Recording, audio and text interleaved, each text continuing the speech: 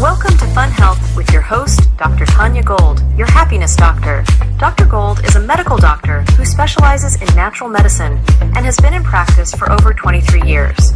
She's also a registered yoga teacher, public speaker, and published author. Dr. Gold has transformed thousands of lives through her ability to make wellness fun using her behavioral associative conditioning method and new 20-second workouts. If it's fun, it'll get done. Dr. Gold believes you're not a diagnosis. Your health matters.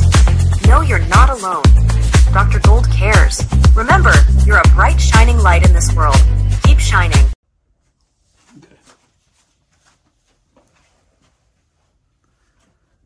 Hi, and welcome to Beyond Emotional Intelligence, the podcast. I am your host, Dr. Drew Gold, here today with my lovely wife, the beautiful Dr. Tanya Gold. She is a medical doctor, and we're in her practice in Tampa at Dr. Gold's Optimal Living Institute. The topic this week is emotions as a choice.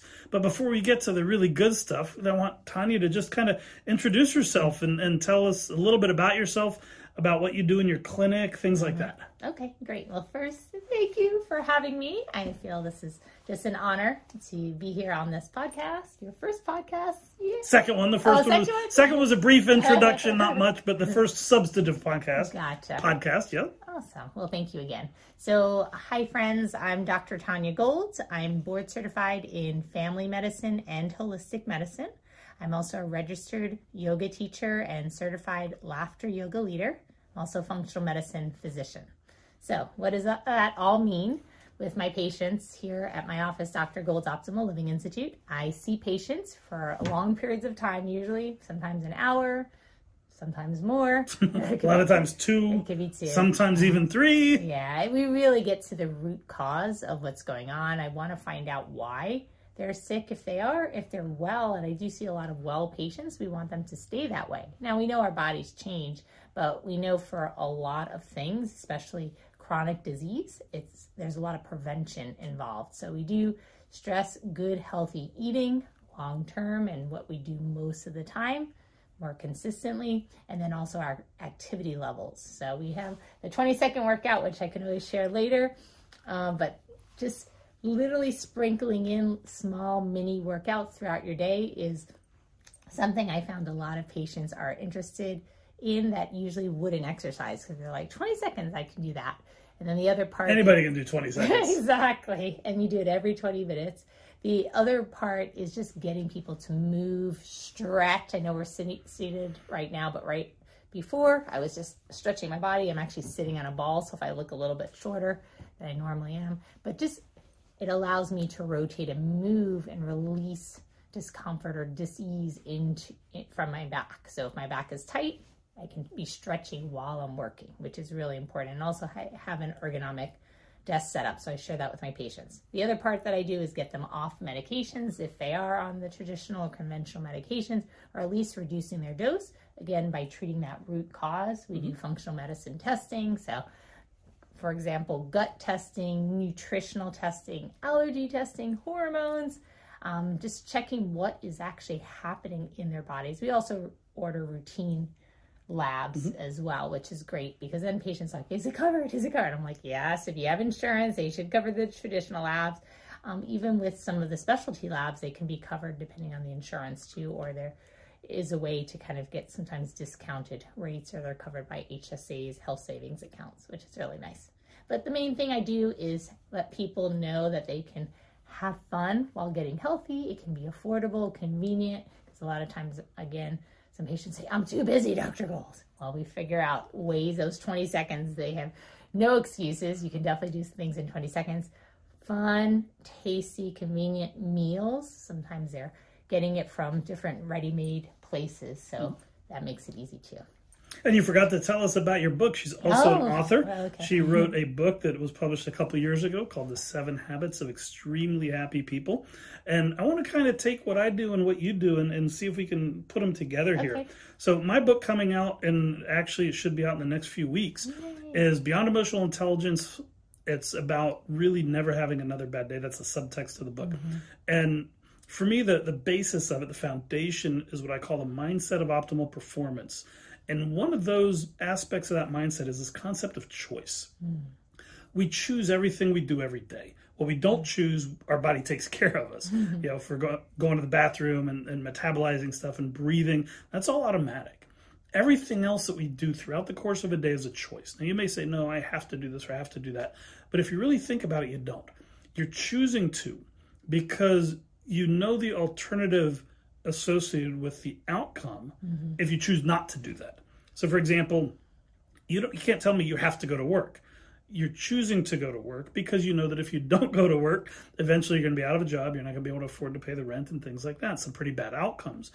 But the concept of choice is one of freedom, as opposed to telling yourself, I have to go to work, which puts you in a negative place emotionally. You choose to go to work. It's freeing. And it just sets an emotional baseline. And what I want to do here is talk to you about what my concept of choice, your concept of happiness, as it pertains to emotions. So how does this concept of choice impact happiness, or in particular, how does it help with our mental health? Right. Well, first, we know millions of people suffer with depression and anxiety. Suicide rates have skyrocketed among elders and teens and young adults. So it's especially, post-pandemic. So it's really, really important to raise, this is a wonderful question. So first of all, recognizing, because many times I used to think this, I will be happy when things are going well, when everything's going well. Well, how often does that actually happen? And then I got really sick in my 20s, and I had a choice. I could just, succumb and, read online. It was an autoimmune disease. I was diagnosed with Lyme's uveitis, which is the Lyme's disease, and also an inflammation in my eye. So a lot of pain. It was scary. And even my sister's like, oh, I checked online and read all this, stuff about it, and, could be very, very serious, affecting your heart. Well, in my mind, I was like, I am going to get better. So I focused on wellness.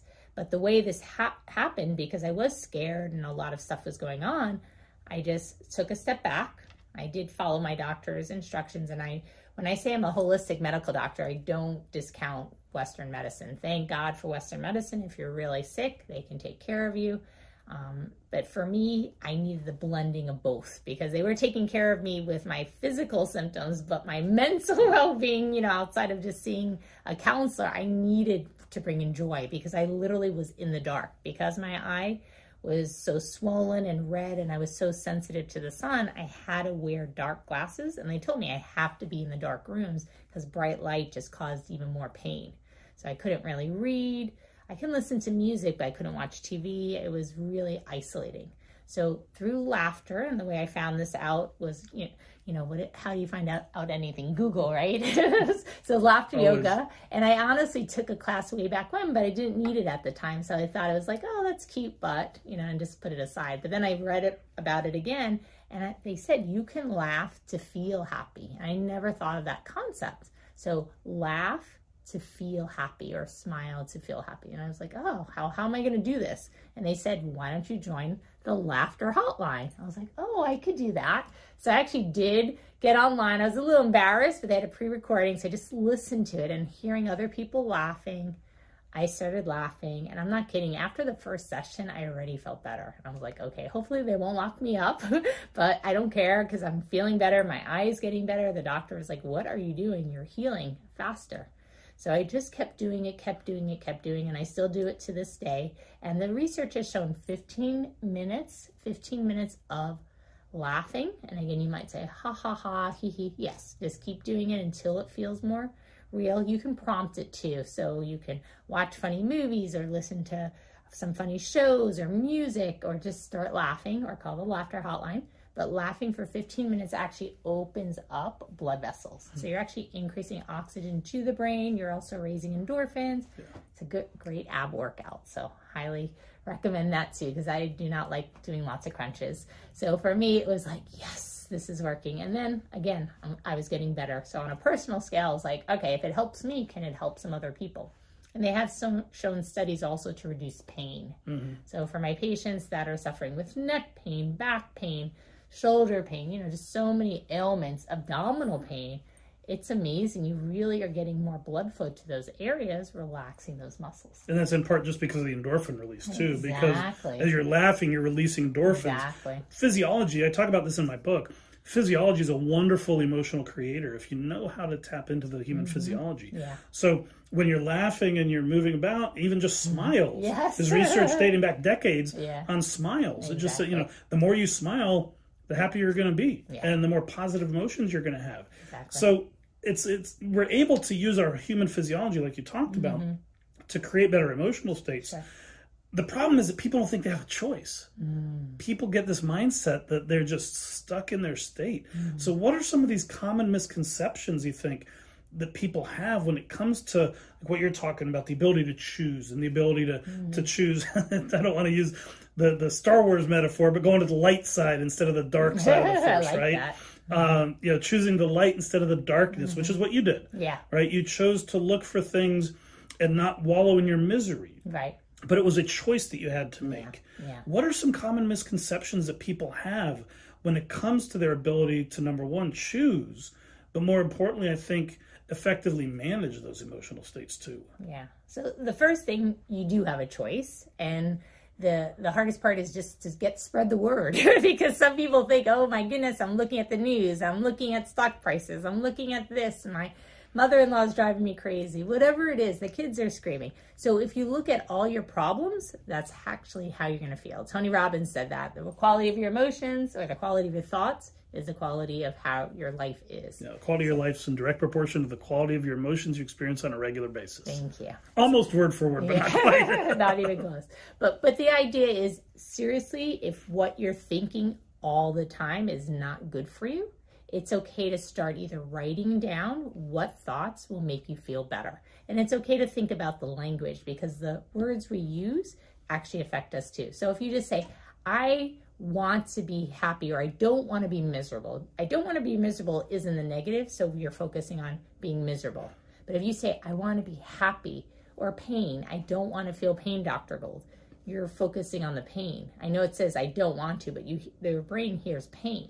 Instead, I want to feel stronger. I want to feel happier, healthier. So changing vocabulary, even the get to, makes a huge difference. And I was just thinking, as when you're growing up, what happens when your parents tell you not to do something? What do? It immediately, that's where your focus goes. Do not open your presents. That's where you go. Do not Don't open your present. presents. You want to open your presents, right? Because it's Don't directing that think of the focus. color It's red. directing that attention Exactly. in that direction. Exactly. So by reframing things in a Yeah. positive manner, and by the way, there's a whole section in my book, in my forthcoming book, about the power of words. But by reframing things in a positive manner, you're focusing on the positive as Yes. opposed to the negative. Exactly. Which in and of itself helps you create better emotions. If you're focusing on the negative, you end up with some more negative emotions. you You feel. focus on the positive, it's more positive. So, Yeah, it's common sense. And I'm just going to sing this old song my dad used to sing to me. I'm not a singer, but I love this song. Zippity-doo-dah, zippity-ay, my, oh my, what a wonderful day. Plenty of sunshine coming my way. Zippity-doo-dah, zippity-ay. And that's pretty good. Oh, thank you. I just try to think of uplifting songs, and I created a playlist. I call it my power playlist, my happy playlist, and I play that intentionally, not just to wait when I'm distressed, but I play it in the morning so I actually feel uplifted. So even waking up to having some song that you love, and yes, you can play your favorite song now. He used to play this song and drove me crazy. I was like, stop playing it. But I'm like, James Brown, get up off of that thing. So now I'm like, yes, you can play it. Because the bottom line is, if your friends are happy, your spouse is happy, how are you going to feel? The kids are happy, everybody's smiling. Even if they don't feel like it yet, but you just teach them this, you teach them this. One other thing you can start doing is just throwing a tantrum. It sounds crazy, but I've done it personally, and it's great if the kids are throwing a tantrum and then you throw one too. So one of my patients did this. It was nutsy. So he was just picture a lawyer in a business suit in the mall with his 2-year-old just screaming at the top of his lungs. Now he's getting on the floor throwing a tantrum, literally kicking his legs, kicking his arms. And he said, no, I'm not. I don't need to be Baker acted. It's my doctor who told me to do this. But his son stopped his tantrum and was like, Daddy, what are you doing? You're embarrassing me. So recognizing these tantrums can reframe or retrain the brain because you're creating new nerve connections. So just going, ah! And you can do it silently if you're in church and you're not allowed to make noise. But the idea is you can bring in new thought processes and interrupters. So these are, the song is an interrupter, the words can be interrupters, just singing, dancing, all that can be an interrupter. Yeah, and we talk a lot about that in my upcoming book too, about what I call emotional creators. Yeah, exactly. Interrupt that bad emotion. Exactly. Right. So music is a great way of doing that. Check out our YouTube channel, Dr. Gold's Optimal Living Institute. We threw a tantrum together a couple of years ago, and we actually have one dating back probably close to a decade now of her throwing a tantrum on our driveway. That was really fun. But it is funny because I actually participated in this, and at the end of that, when you throw a tantrum, just ranting and raving, jumping up and down, stomping your feet, screaming, you stop and you get that endorphin rush, and boom, you're like, whoa, this feels really good. That's why kids do So it does two different things. Number one is it releases the frustration and anger. Sometimes you need to let things go. Sometimes you need that release.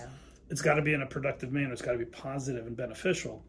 You don't want to just sit there and rip into somebody and start tearing somebody else down as part of your release, because then you get into a counterproductive situation. So sometimes you might need to just step aside, go somewhere quiet, and like you said, silently just and throw a tantrum without making a noise. Do it in your car. Something like that. And just let it all out, because you will feel better. You'll feel that endorphin rush at the end. So as we continue to talk about these, we're talking a lot of different ways in which you can create emotions. Choice is that fundamental thing, and I guess it's just making sure that people understand that they do have a choice. Yes, so that's a big thing. How do you go about trying to convince people? And I have a dialogue that I use when I have students, and no, I don't have a choice, and we go through this and have a conversation about it. If you have a patient that says, no, I don't have a choice, what do you do? How do you approach that situation? Well, first I ask them, like, do you have a choice on the way you think about stuff? And some people don't think that they have a choice on what to think about or how they think. They feel like they're the program, whatever comes in, that's the information. But you have to be the censor. You have to literally kind of be that guru to realize you're not your mind, you're not your body. You can step outside of that and actually control or take charge of what comes in. You can turn on the news when you want to turn on the news, not that it has to automatically turn on first thing in the morning. Also the same with your playlist or the news. I know a lot of times people just turn on the radio, but then they just listen to whatever's on the radio. It could be out of their control or they're not in charge. Instead, I actually direct to my playlist because I know what songs will cheer me up. I also know what songs won't, because some songs bring you down. Exactly. It works both ways. There's very depressing music out there nowadays. So I don't want to listen to those songs. And sometimes some programs are just so disheartening. It doesn't mean I don't want to hear what's going on in the world, but sometimes not first thing in the morning. That's one thing I would say, is start your day on the right foot. Because again, if you're starting with already feeling lousy, depressed, I don't want to do this, or I have to do this, all those words are just going to be weighing you down. And then you're going to start your day in a foul mood. And how you're going to look when you're in a foul mood, like a dour Debbie, and you're going to be pissy, right? And then people are going to respond that way. They may even turn away from you, not even wanting to respond. Your boss may say, I'm not going to give that person a raise because look at them. Well, when you start your day out, and Bill Murray, I ran across this just randomly. Everybody, you should know Bill Murray. You probably do. I shouldn't say you should, but a lot of people know Bill Murray. He's been around for decades. Real good stand-up comedian, kind of just a regular guy too. And I was flipping through the channels one day, and I saw him receiving the Mark Twain Award for Lifetime Achievement in Comedy. And I just literally, as I'm flipping through the channels, stopped at the point where he talked about his approach to life. And he said, if you start off having a good day, if you have a good morning, you're probably going to have a good rest of the day. And it really does set you in the right place. If you put yourself in a great place, a powerful place, energetic in the morning, instead of saying, God, I can't believe I have to go to work. Say, wow, I get to go to work. I know it sounds crazy. It sounds a little cheeky, but think about that. on a Monday morning, instead of waking up saying, oh God, I've got to go to work today, get up and say, wow, get excited, get energetic. Think about the way you're approaching the day. You're approaching the day from a place of negativity or negative emotion versus one of excitement and positive, overflowing emotions. How's the rest of the day going to go? If you started off negative, you get a disruption, something goes wrong, something goes sideways, something changes unexpectedly. You're not going to be able to handle it very well. But you get that really high level of energy, those positive emotions going right off the bat in the morning. You'll just roll with the changes. You don't have to think about it. So in my book, we talk about that. I also have a link and a QR code to a video starting your day off right. A little bit extreme. You'll have to check out the book to see the link. But it's a YouTube video, and it's one that I've been using for years. That just, it's crazy how this guy starts his day. But if you think about it, he's setting himself up to just be so successful, so happy for the rest of the day. So as we start to kind of wind things down, I want to come back to because you are a medical doctor. Yes. Right? And we're talking about choice and happiness. You see people that are overwhelmed a lot of times with their emotions. They don't know how to manage them. That leads to depression, anxiety, other kinds of mental disorders. What do you do when somebody like that comes in? How can you use what we're talking about in terms of the concept of choice and happiness and the ability to control your own emotions? When you see somebody with depression or anxiety just because they're feeling so overwhelmed about everything. Right. Well, first I break it down. I definitely don't give them a list of 10 things to do, by next week or, in a few weeks at our next appointment or next month when we're going to have them back, whenever we have them. So it's step by step. Sometimes I'll say one or two things, and we talk about root causes, as I mentioned, because I'll give actually two examples, because sometimes we think, diabetes, they are eating a lot of sugar, right? Sugar raises your blood sugar.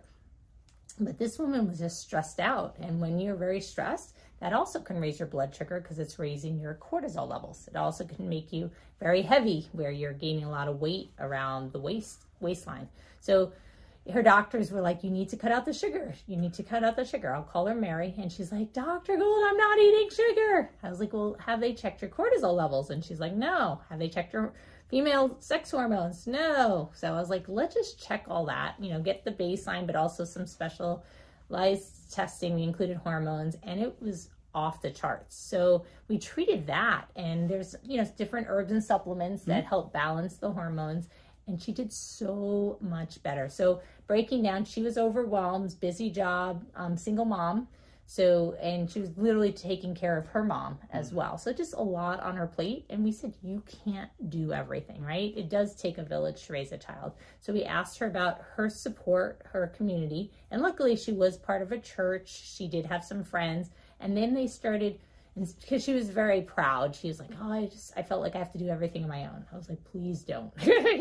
Because first of all, your kids are going to learn from you. And if you're already stressed, they're going to take on all that. And they already were. They were getting depressed and feeling anxious because she was always that way as well. So we talked about some great habits, just 10 slow deep breaths. You can even start with 1. And just saying thank you. Just those 2 words, thank you. Huge difference. Just it invites gratitude into the body and mind. So I highly recommend you wake up in the morning with your smile. I actually go for a run or walk, or just ask my body, what does it need? Sometimes it does need more rest. So I will, when possible, sleep or try to go to bed early, because just planning for the next day ahead of time, that actually can help you sleep better, but also be a great way to wake up and with a plan. So 1 or 2 things that will help start your day so you can be on top of the world, so you can feel great. So for me, singing or dancing, I kind of shake my little booty while I'm brushing my teeth, but it doesn't take any extra time to do this, because it's just, if you're making your coffee or you're waiting for the water to boil, you're just like sitting and moving those hips. All that can be very well-intentioned, so you can feel better. And again, the music. I love music because it just puts me in that spotlight of feeling great. So that's the beginning part. And then with that patient I was telling you, Mary, we started just with music. I was like, I even said, I'll give you my playlist, because she was just like, I don't want to try to create something that's going to take time. I'm so busy, right? I was like, here, just use mine, because she had similar tastes. I asked her what music she liked, and I'm happy. I'm very kind of concierge type. What that means, it's personalized medicine. So I work with my patients. Literally, if they need to go shopping sometimes, I've gone shopping with them. They need to do a workout, I've done workouts with my patients. I've cooked with them. Obviously, if you see them in the office, but whatever it takes to get them well is what I'm willing to do, because that's the ultimate point. The patient gets well long term. And eventually doesn't need you anymore. Well, that's true. My coach said that's the worst business model ever. But that's what we try to do in your clinic, right? I get referrals, so that's a good thing. Yeah, and honestly, I love it because it's like mom. You want your kids to grow up and have a good life and, basically not need you for the day-to-day, everything like that, or, giving you money and all other stuff. But the idea is you want them to be independent. Of course, they'll love you and still need you for other things, but the basic, ins and outs, they're handling that. And that's what I want with my patients, who I call my kids. I really want to empower them with healthy habits, and we know the breath work is wonderful for that. Again, start simple, just 10 slow deep breaths.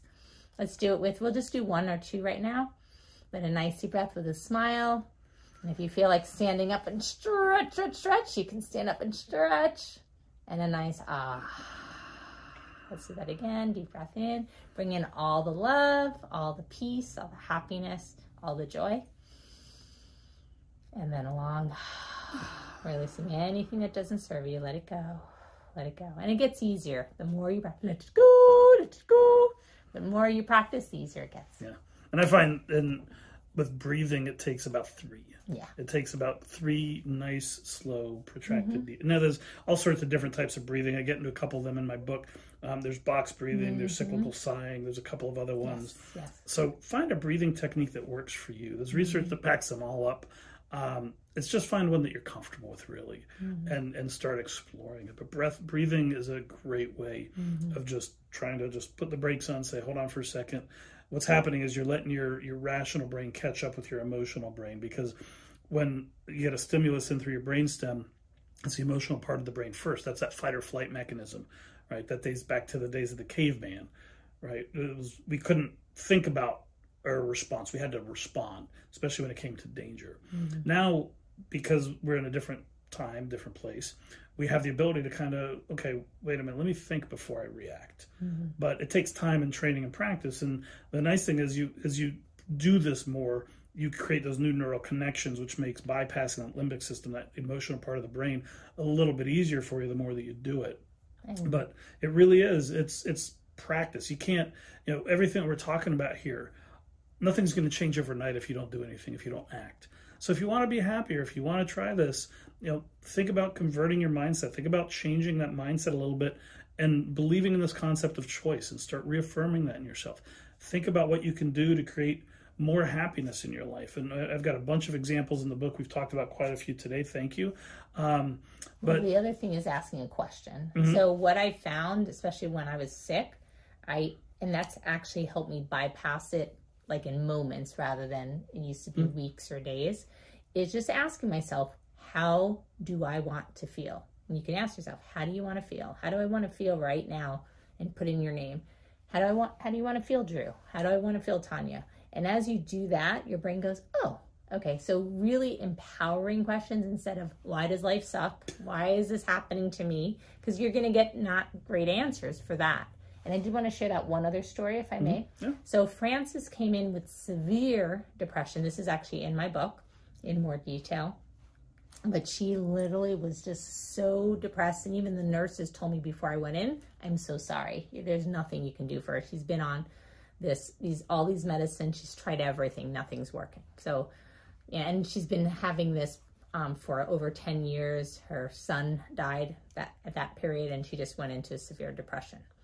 So totally understandable, but I knew me just asking her about what medication she was using, not going to really be as helpful as if I changed my approach.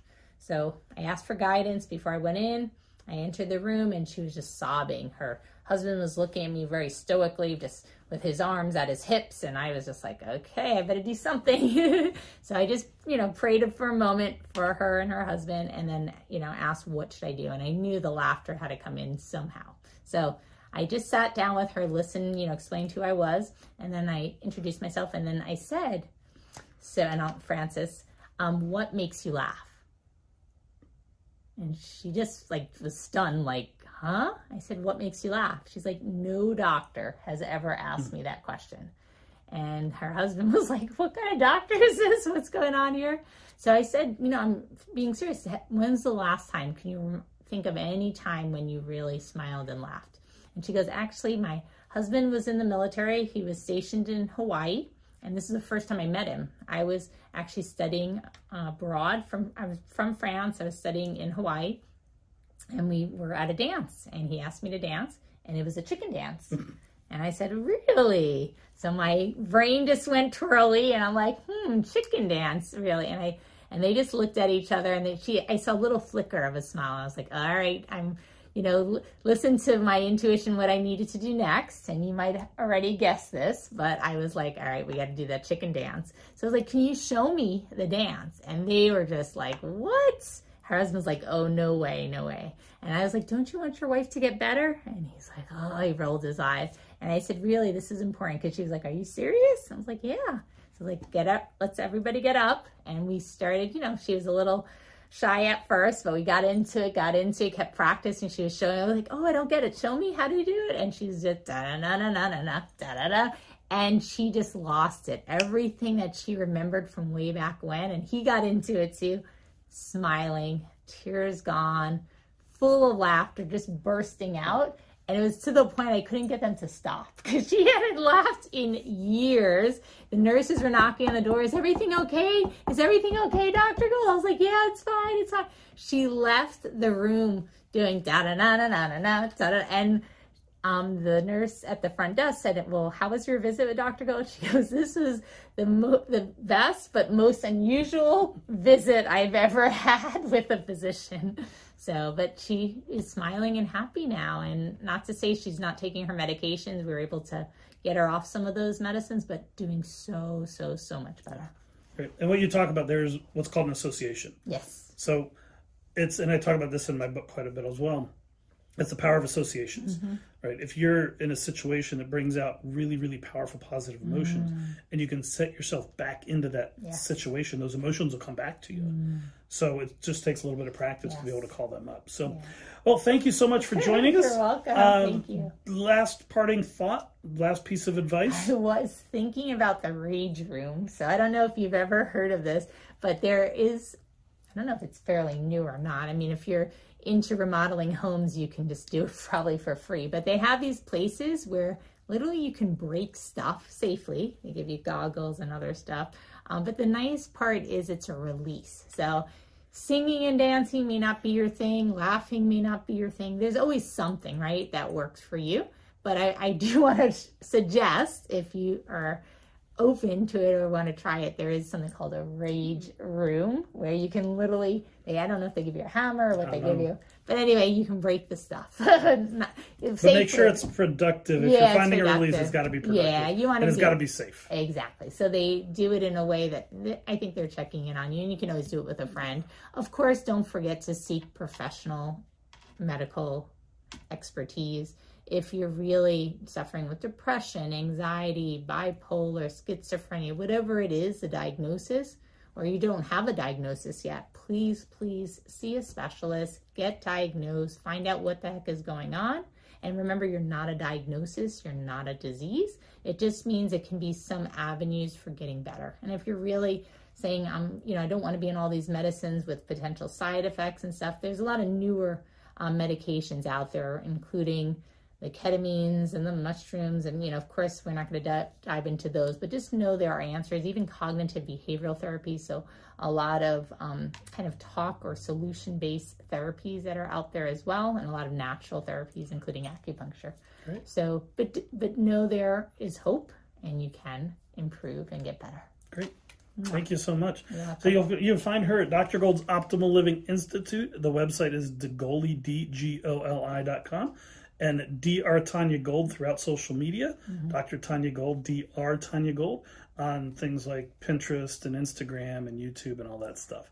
And Tanya's Tanya. Yes, thank you. Gold, Gold, because people spell it so many different ways. Yes, they think Tanya's Tanya when it's spelled like that. And Tanya has to be Tony. We're not going to go there. Thank you for joining us today Thank on you. Beyond Emotional Intelligence. Thank you to my special guest, my lovely You're wife. welcome. You can find us at Get Beyond EQ all over the web. GetBeyondEQ.com, Get Beyond EQ on Instagram, Pinterest, YouTube, all over the place. And the blog is also Beyond Emotional Intelligence. So thanks for joining us here. We'll see you next week. Remember, you have the ability to control your emotions. It's just a simple choice. Toodles. Toodles. I think that went really well. Thank you so much for listening to the Fun Health Podcast with your host, Dr. Tanya Gold, your happiness doctor. Stay tuned for more uplifting and inspiring episodes to live your best life. Make it fun so it'll get done. You're so much more than a diagnosis. Remember, you're not alone and your life and your health matters.